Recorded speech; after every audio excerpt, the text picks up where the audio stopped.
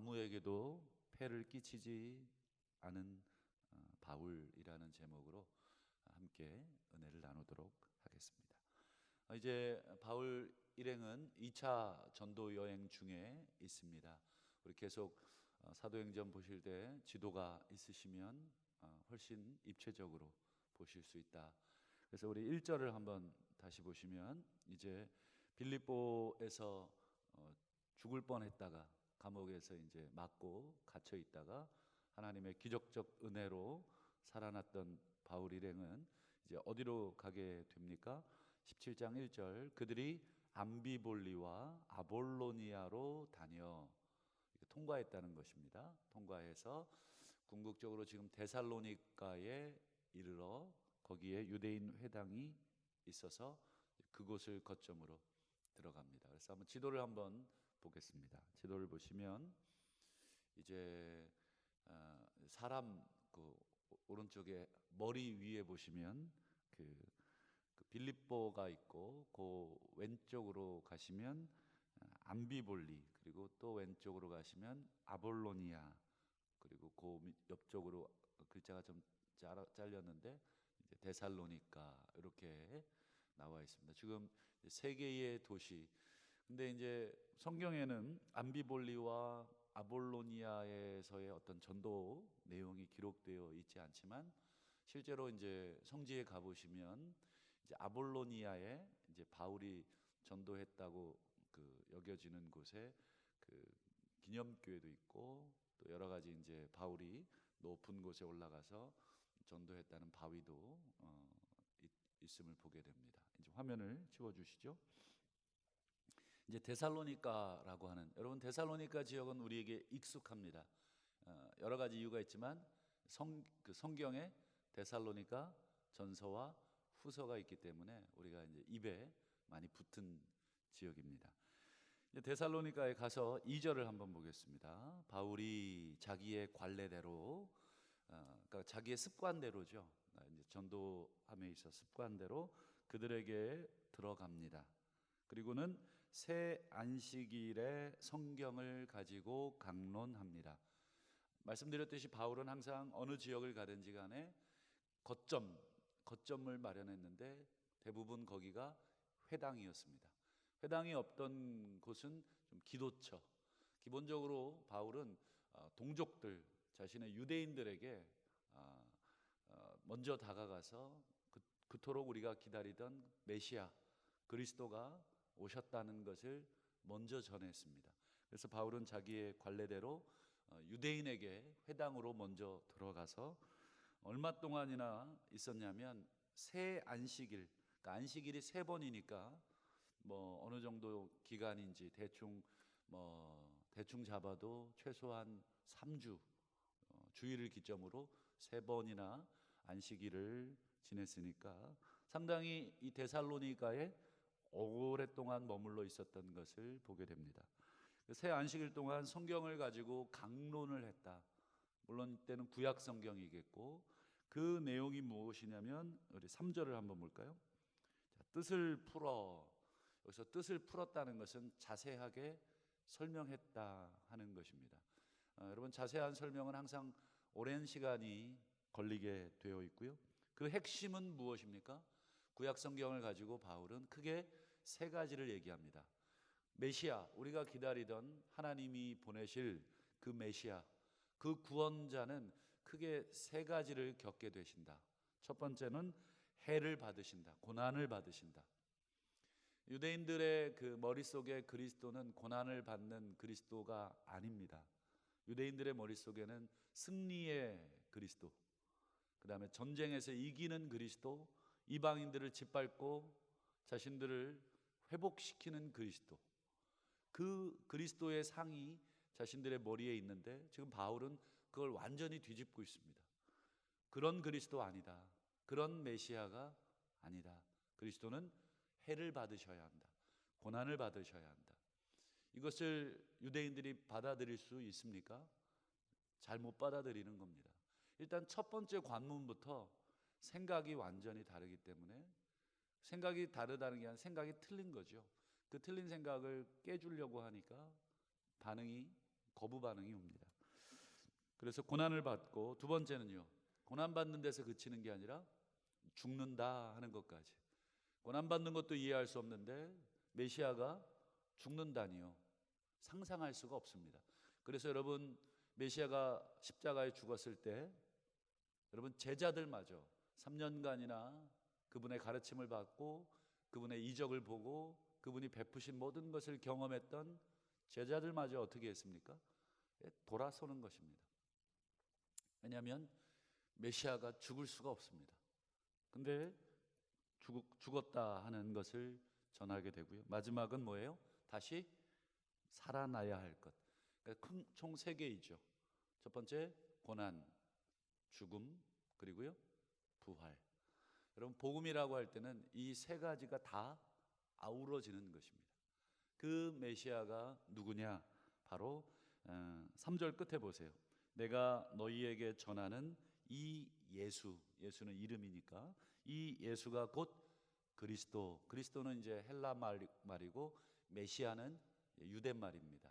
그리스도 이렇게 번역을 해놨습니다. 곧 우리가 기다리던, 유대인들 우리가 기다리던 메시아다. 그리고 하나님의 기름 부음 받은 그리스도다. 그러니 사람들이 놀랄 수밖에 없는 겁니다. 아니, 십자가에 로마의 군병들에 의해서 처참하게 죽음을 당한 이 예수가 우리가 그토록, 성경이 그토록 약속하신 그 메시아라고 물음표를 찍을 수밖에 없는 거죠. 예수가, 바울이 이 예수를 전하니 유대인들이 좋아할 리가 없죠. 제가 오늘 이제 이 내용을 바울이 3주간이나 전했다. 한 번만 전해도 될 것 같은데 3주 연속으로 새 안식일에 이 내용을 가지고 자세히 풀었다. 그러니까 여러분, 이제 뭐 창세기부터 쭉 풀었을 겁니다. 주로 이제 시편, 그리고 이사야, 주로 그 메시아에 대한 그 구약의 가르침이 풍성한 곳인 그것을 중심으로 풀었을 겁니다. 여러분, 이 3주간 바울은 이 거의 한 달 가까이 이 이야기를 하면서, 그럼 어떤 식으로 살면서 이 이야기를 전했는가? 오늘 이 데살로니가를 배경으로 전한 내용을 근거로 편지를 하나 쓰죠. 그 데살로니가 전서인데, 데살로니가 전서 2장 9절을 보면 바울이 3주간 데살로니가 머물면서 복음을 어떤 식으로 전했는가 하는 것이 잘 기록이 되어 있습니다. 한번 2장 9절을 한번 띄워봐 주시겠습니까? 자, 형제들아, 우리의 수고와 애쓴 것을 너희가 기억하지 않느냐. 바울은 자신 있게 자신들의 수고와 애씀을 얘기합니다. 물론 자기들을 알아달라는 것이 아닙니다. 자신들 이 수고를 알아달라, 애쓴 걸 알아달라 하는 얘기가 아니라 너희들의 기억을 상기시키고 하는 것입니다. 그러면서 바울이 복음을 전했는데 밤낮으로 일하면서 복음을 전했다. 끝에 보시면 밤낮으로 우리가 일을 하며 또한 너희에게 하나님의 복음을 전했다. 새 안식일 동안 복음을 전했는데 그냥 이렇게 낮에 좀 쉬고 또 밤에도 좀 쉬고 시간 날 때만 복음을 전한 게 아니라 밤낮으로 일을 하면서 복음도 전하는 것입니다. 이유가 뭡니까? 바울이 그렇게 일을 하면서 복음을 전한 이유는 딱 한 가지였습니다. 그게 아까 9절에 중간쯤 보시면 너희에게도, 너희 아무에게도 폐를 끼치지 아니하려고. 다시 한번요. 너희 아무에게도 뭐를 끼치지 않습니까? 폐를 끼치지 않으려고 밤낮으로 일을 하면서 복음을 전했다. 어떤 폐를 끼치지 않으려고 그랬을까요? 바울 일행이 왜 밤낮으로 일을 하면서 또 안식일마다 좀 쉬어야 되는데 또 복음을 전했을까요? 그럼 바울이 여러분 한 번 설교하면 뭐 상당히 오래 했습니다. 저희처럼 뭐 한 20-30분 하는 정도가 아닙니다. 사도행전에 보면 밤이 늦도록까지 해서 유두고라는 청년이 졸다가 떨어져 죽는 사건도 있지 않습니까? 상당히 구약을 다 설명하려면 상당히 많은 시간 걸리지 않습니까? 바울이 왜 이렇게 했냐면 아무에게도 폐를 끼치지 않으려고. 이때 폐는 여러 가지가 있겠지만 경제적인 부분이 많을 겁니다. 여러분, 여기에서 저는 사도 바울의 성도들을 향한, 데살로니가의 성도들을 향한 따뜻한 마음과 배려를 우리는 읽을 수 있다고 생각을 합니다. 여러분, 바울은 사도의 신분으로 어디를 가든지 뭘 받을 권리가 있습니까? 대접을 받을 권리가 있습니다. 복음을 전하는 자는 복음을 통해서 얻은 것으로 먹고 살 권이 있습니다. 그래서 구약의 레위기에 한 구절을 인용합니다. 곡식 떠는 소의 입에 뭐를 씌우지 말라고 합니까? 망을 씌우지 마라.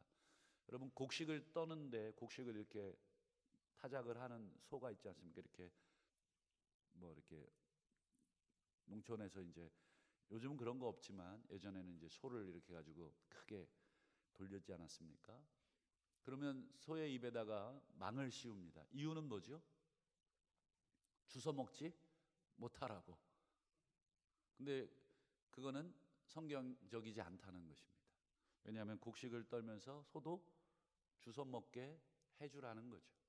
왜냐하면 소는 그 일을 통해서 자신의 양식을 그렇게 먹는 것. 그러니까 한 가지 비유이죠. 하나님께서 그러면서 바울이 뭐라 그래? 소를 염려하심이냐? 아니다. 그래서 각각 일한 사람은 그 일한 거에 대한 대가를 받도록 돼 있다. 본인은 아무 일도 하지 않고 복음만 전해도 되는 사람이다. 왜냐하면 복음을 통해서 얻을 수 있는 것들, 지원받을 수 있는 것들을 지원받고 사역을 할 수 있기 때문에. 그래서 베드로나 다른 사도들도 다 모교회를 통해서 선교 후원금도 받고 또 개인적인 후원도 받아서 사역을 했다. 하지만 나는 그렇게 하지 않았다.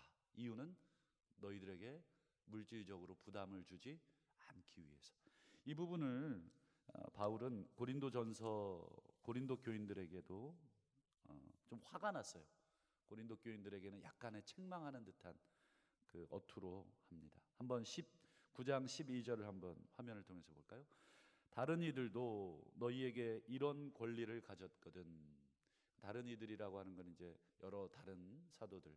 이런 권리는 뭐예요? 복음을 전하면서 그로 인해서 뭔가를 물질적인 후원을 받을 수 있는 권리. 하물며 우리일까 보냐. 왜냐하면 자신은 사도이기 때문에 사도의 권리 중에 하나라는 것이죠. 그러나 우리가 이 권리를 쓰지 아니하고 범사에 참는 것은 그리스도의 복음에 아무 장애가 없게 하려 합니다. 바울은 여기서도 똑같이 얘기하면 내가 이 사도의 권리, 복음을 전할 때 받을 수 있는 여러 가지 권리들을 쓰지 않고 내가 스스로 포기했다. 오늘 이 사도 바울이 데살로니가 지역에 도착해서 새 안식일 동안 복음을 전하면서 그냥 복음만 전하는 것이 아니라 오늘 사도행전에는 그 기록이 없지만 개인적으로 성도들에게 편지하는 데살로니가 전서나 고린도 전서를 보니까 바울은 어떻게 하셨어요? 아무에게도 폐를 끼치지 않으려고. 또 고린도에서는 왜 그랬습니까? 복음에 방해가 들지 않도록. 그 이유, 고린도에서는 왜 후원을 안 받았냐면 그 당시에 고린도 지역은 수많은 이 철학자들이 사람들을 모아놓고 연설을 합니다. 연설을 하면 그 소리를 듣고 고개를 끄덕이고 동의를 하면 사람들이 지갑을 열고 소위 그 사람에게 뭐를 합니까? 연설료를 냅니다. 그래서 그 연설료를 받아서 먹고 살았던 소위 말해서 이 소피스트들이라고 하는 철학자들. 그래서 여러분 그리스 지역에 뭐가 발달합니까? 철학이 발달합니다. 수많은 사람들이 시간 있으면 자신들의 생각과 자신들의 사상을 이야기하고 그걸 가지고 돈을 받습니다. 바울이 그런 지역에서 일어나서 복음을 전합니다. 그러면 사람들이 그 소리를 듣고 또 돈을 내는 사람들이 있겠죠. 그러면 바울이 돈을 받게 되면 사람들은 어떻게 생각합니까? 그냥 저 사람의 또 하나의 철학이 참 좀 독특하네. 신이 죽는다고, 신이 우리를 위해서 죽었다고, 뭐 이런 식의 반응을 했을 겁니다. 그럼 바울이 그 돈을 받지 않습니다. 사람들이 생각하기에 이 사람은 뭐지? 이 사람은 철학자가 아닌가? 보통 철학자들은 자신의 생각을 얘기하고 돈을 받는데 이 사람은 돈을 받지 않네. 그 이유가 뭐라고 여기 분명히 얘기하냐면 그리스도의 복음이 아무 장애가 없게 하려고. 바울의 이 복음을 향한 또 성도들을 향한 따뜻한 마음을, 겸손한 마음을 읽을 수 있습니다. 여러분, 이런 바울의 모습은 오늘 우리에게 참 많은 도전을 주고 또 우리를 때로는 부끄럽게 또 하십니다. 우리가 피차 대접을 하는 것은 맞습니다. 그러나 우리 스스로가 나는 대접받을 권리가 있다, 나는 그런 위치에 있다 생각하는 것이 위험한 것입니다. 오히려 우리는 겸손하게 우리 자신의 권리마저도 포기하는 것이 어쩌면 성도를 위한 것이고 복음을 위한 우리의 모습이라고 생각을 합니다. 그래서 마지막으로 오늘 사도 바울이 데살로니가 직전에 전도를 했던 빌립보 교인들에게 보낸 편지를 함께 읽는 것으로 말씀을 맺겠습니다. 빌립보서 2장 1절, 그러므로 그리스도 안에 무슨 권면이나 사랑에 무슨 위로나 성령의 무슨 교제나 긍휼이나 자비가 있거든 마음을 같이하여 같은 사랑을 가지고 뜻을 합하며 한 마음을 품어 아무에게든 다툼이나 허용으로 하지 말고 오직 겸손한 마음으로 각각 자기보다 남을 낮게 여기고 각각 자기 일을 돌아볼 뿐더러 또한 각각 다른 사람들의 일을 돌보아 나의 기쁨을 충만하게 하라. 너희 안에 이 마음을 품으라. 곧 그리스도 예수의 마음이니 그는 근본 하나님의 본체시나 하나님과 동등됨을 취할 것으로 여기지 아니하시고 오히려 자기를 비워 종의 형체를 가지사 우리 사람들과 같이 되셨고 사람의 모양으로 나타나사 자기를 낮추시고 죽기까지 복종하셨으니 곧 십자가에 죽으심이라. 그러므로 나의 사랑하는 자들아, 너희가 나 있을 때뿐 아니라 더욱 지금 나 없을 때에도 항상 복종하여 두렵고 떨림으로 너희 구원을 이루라. 모든 일을 원망과 시비가 없이 하라.